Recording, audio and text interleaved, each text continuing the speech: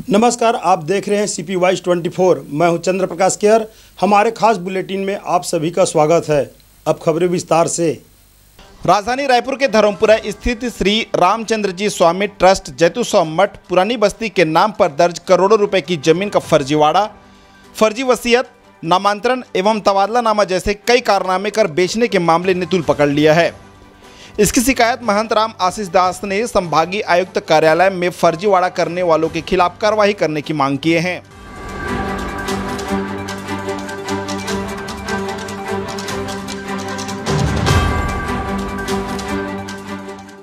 लगातार जैतूसव मठ के संबंध में बहुत सारे प्रकरणों के बारे में भ्रांतियां फैलाई जा रही थी कि यहाँ की ज़मीन का नामांतरण हो गया, वहाँ की ज़मीन का नामांतरण हो गया, और लगातार जैतूसव मठ के बारे में बात हो रही थी। तो मैंने माननीय महोदय से अनुरोध किया कि दस्तावेज अनुसार एक ऐसी जांच कमेटी का निर्माण किया जाए जो जैतूसव मठ के समस्त संपत्ति जो 1987 से लेकर 2025 तक बेची गई हैं, किसी भी तरीके से उसकी जांच कमेटी बनाकर एक सर्वत्र जांच कराएं और पारदर्शितापूर्ण जांच आधार पर कार्रवाई करें, जिस पर संज्ञान लेते हुए माननीय आयुक्त महोदय ने जांच कमेटी गठन किया है। मैंने उनको दस्तावेज उपलब्ध कराए हैं। मेरा उनसे सिर्फ यही अनुरोध था कि जाँच कराई जाए और जो इतने बड़े पैमाने पर जैतूसव मठ की ज़मीनें बेची गई और उनकी राशियाँ जो गबन की गई है, उसमें जितने लोग भी शामिल हैं उनके खिलाफ़ कार्रवाई किया जाए। तो ये आदेश उन्होंने कर दिया है, जांच कमेटी बना दी है और उन्होंने तत्काल निर्णय लेते हुए ये आदेश किया है कि 15 दिन के अंदर जांच कमेटी को अपना जांच प्रतिवेदन माननीय आयुक्त महोदय के समय प्रस्तुत करना है।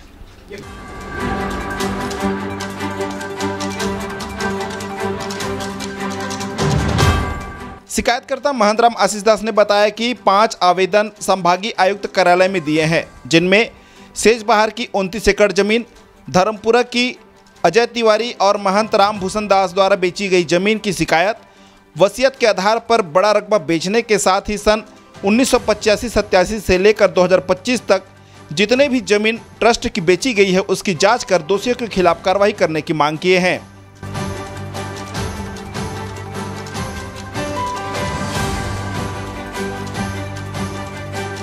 देखिए, मैंने 5 आवेदन आयुक्त महोदय के समक्ष प्रस्तुत किए हैं। पहला मैंने किया है सेजबहार की ज़मीन जो 29 एकड़ बेची गई थी अवैध तरीके से, उसके लिए जांच कमेटी बनाई गई है। दूसरा, धर्मपुरा में अजय तिवारी द्वारा जो ज़मीन बेची गई है उसके लिए जांच कमेटी बनाई गई है। तीसरा, रामभूषण दास द्वारा अवैध तरीके से ज़मीन जो बेची गई है उसके लिए जाँच कमेटी बनाई गई है।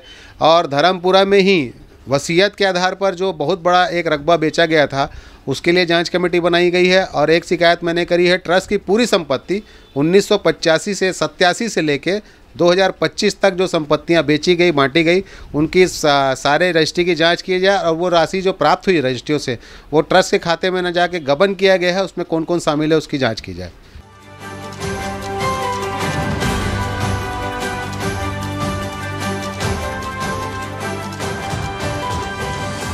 उन्होंने बताया कि 110 एकड़ जमीन ट्रस्ट को वापस मिलेगी, उसकी एक प्रक्रिया है जिसके लिए उपायुक्त ने जांच टीम बनाया है। इसके साथ ही महंत राम आशीष दास पर लगे आरोप की संभागीय आयुक्त से जांच कर कार्रवाई करने की मांग किए हैं। लगभग 110 एकड़ जमीन ट्रस्ट को वापस होगी निर्विवाद रूप से, जो फर्जीवाड़ा करके बेचा गया था। उस सब ज़मीनों को वापस करने की प्रक्रिया ही ये है, आयुक्त महोदय का ये आदेश, जिससे वापस होगी। और मैंने उस संबंध में एक और चीज़ कही है उनसे कि मेरे खिलाफ भी एक प्रचार किया जा रहा है कि मैंने 55 एकड़ ज़मीन अपने नाम चढ़ाकर बेच दी। तो मैंने आयुक्त महोदय से उसके लिए भी अनुरोध किया है कि वो कौन से 55 एकड़ ज़मीन है जो मेरे नाम पर किसी B1 में चढ़ी, खसरे में चढ़ी या मेरे नाम पे राजस्व रिकॉर्ड संशोधन हुआ, उसकी भी जाँच उनके द्वारा कराई जाए। तो उसके लिए भी उन्होंने जाँच कमेटी बनाने का निर्णय लिया है।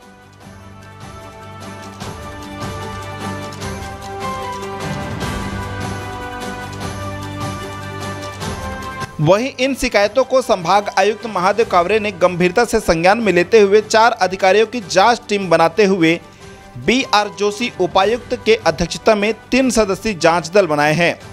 इस जांच दल में रायपुर तहसीलदार राममूर्ति दीवान, लेखाधिकारी पूजा रानी सोरी, अधीक्षक मुन्नालाल टांडे को जांच का जिम्मा सौंपा है।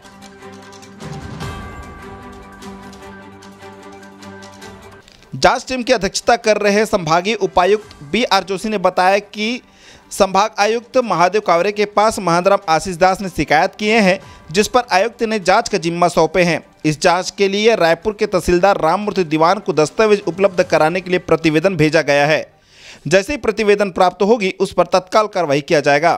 कार्यालय को न महंत आशीष दास नामक एक व्यक्ति ने 3 शिकायत प्रस्तुत की है। उस शिकायत की जांच के लिए कमिश्नर साहब की तरफ से एक जांच कमेटी गठित की गई, जिसके अध्यक्ष मैं हूं। मेरे साथ तहसीलदार, लेखाधिकारी और हमारे जो अधीक्षक सभायुक्त कार्यालय वो हैं। प्राप्त शिकायत को हमने अभी तहसीलदार रायपुर को प्रतिवेदित करने के लिए कहा है। जैसे उनके से प्रतिवेदन प्राप्त होता है फिर कमेटी उस पर विचार करेगी कि किस दिशा में इसमें बढ़ना है। शिकायतें काफ़ी पुरानी हैं और काफ़ी दस्तावेज है, जिसके अध्ययन करने में अभी समय लगेगा। जो नियत समय 15 दिन है वो उस स्थिति में कर पाएंगे जब तहसीलदार का प्रतिवेदन मिलेगा। हम कोशिश कर रहे हैं, तहसीलदार के कार्यालय से हमारा कार्यालय लगातार संपर्क कर रहा है और जैसे प्रतिवेदन प्राप्त होगा हम उस पर त्वरित कार्रवाई करेंगे। देखिए, शिकायत में उल्लेखित सभी जो पक्षों पर विस्तृत अध्ययन करके फिर जो नियमानुसार कार्रवाई वो करेंगे। अभी जांच के पूर्व किसी भी दिशा में या किसी प्रक्रिया के बारे में कहना उचित नहीं होगा। यदि इस कार्यालय में आवेदन प्राप्त हुए हैं पूर्व में भी उससे संबंध में, तो इसमें आवश्यक जांच करके जो भी उचित कार्रवाई होगी किया जाएगा। और मेरे संज्ञान में आया भी है, आप जो बता रहे हैं कि रिसीवर तहसीलदार रायपुर को नियुक्त किया गया है करके, तो उस संबंध में मैंने एसडीएम साहब से निवेदन किया हुआ है और जो भी उनका आदेश या मार्गदर्शन मिलेगा उसमें कार्रवाई कर लेंगे। निरीक्षण करने की ज़रूरत पड़ेगी तो जाएंगे भी, जो भी जांच में जो भी ज़रूरत पड़ेगा सब करेंगे और उच्च अधिकारियों के नॉलेज में देकर के इसमें जो भी उचित कार्रवाई भी कर लेंगे।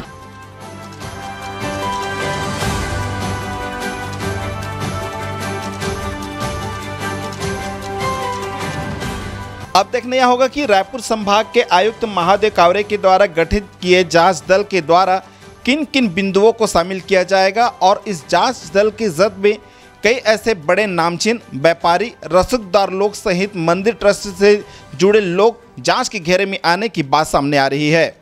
चमन प्रकाश, CP 24 रायपुर। आज की खबरों में बस इतना ही। आगे हम ताज़ा तरीन खबरों के साथ फिर हाजिर होंगे। तब तक के लिए नमस्कार।